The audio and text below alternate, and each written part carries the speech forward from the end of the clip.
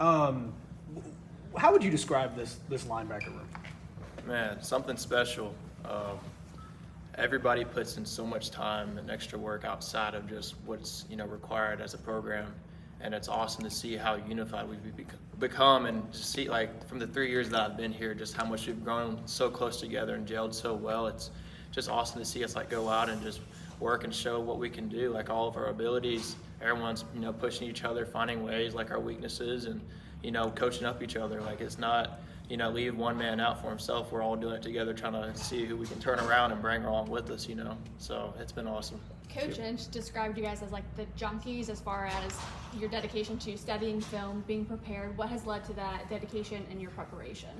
I mean, think of the greats. We see Al Wilson today. Film study, you learn about your opponents. It helps you become prepared. Like, yes, you can arise to the occasion, but at the end of the day, whenever stress hits us, we got to fall back on our habits. And when we fall back onto our film study and preparation that we take outside of just like our regular position meetings and whatnot, it has led to us like being able to make plays and be able to just show our athleticism and our abilities. So just being able to have film study has been contagious, and you see other guys sit and do it, and it's like, okay, well, we're going to do it too, And it's just been something that we've been able to build on, and it's helped us progress and learn a lot more about the game. What's the next step for you? You've been here a couple of years, you played a little bit. For you to get where you want to be, what's next for you? Man, next step for me is just playing confidence, having confidence while I'm playing, just trusting my ability. I know what I'm doing. I take the time outside of football to watch film, just trust my ability and be able to go make a play regardless if I mess up, be in every play, be across the field, just be an athlete, show my athleticism. And, at the end of the day, it's going to work out for you if you just want to push yourself and give that 110 on the field. What stands out about Coach Inge and who he is?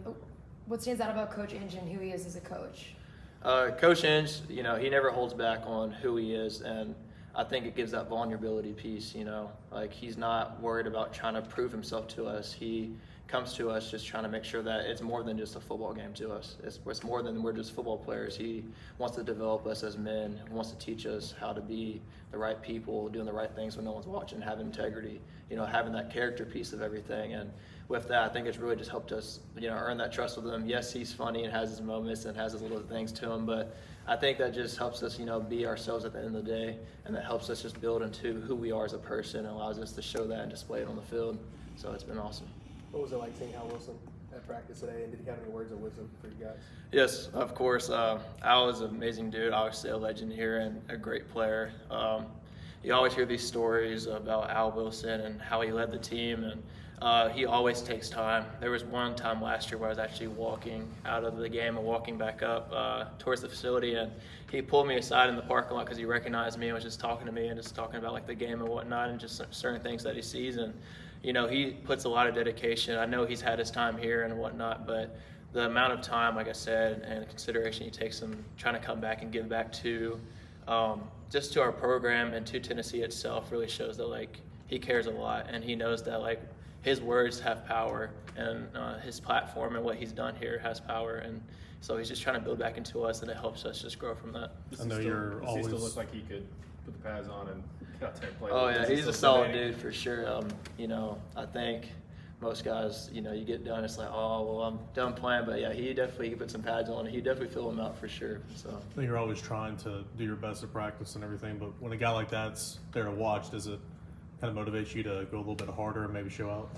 Always. It's one of those things. Is like there's scouts here. There's a lot of professionals. It's a professional environment we're in, and so you'd always just want to try to show out because you never know who's going to be watching. So you shouldn't just be something, like I said earlier, to rise to the occasion just because so-and-so is here. You should always, be consistent with that and have a consistent energy and effort that you're displaying. And so, yes, Al Wilson's here. It's always like, man, that's a Tennessee legend. And obviously at linebacker, you want to show out for him. But, at the end of the day, it's just being who we are and giving that effort consistently. So despite whoever's watching. How do you feel like your role within the linebacker room, maybe as a leader, is different this year than it was last year?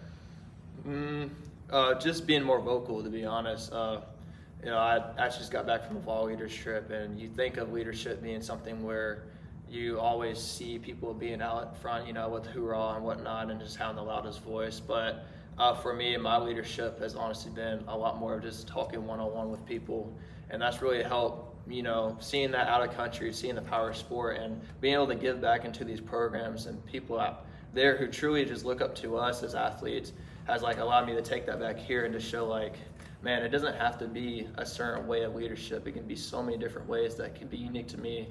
And so like for my role, it's been obviously I can speak up on situations, speak up to the group and even to the team, but also like I said, just falling back on leading by example and always just being able to like talk one-on-one with people, because I feel like it builds more of a trust and a relationship side, and that's always been big for me, is building that relationship with people on my team, because it builds that trust and shows that I really care for them and want them to do good, so if I can take time to build onto who they are and what they're doing and trying to help them get their fundamentals down, then I feel that it will ultimately just lead for a better, like gelling of the team and just, put us in the right direction.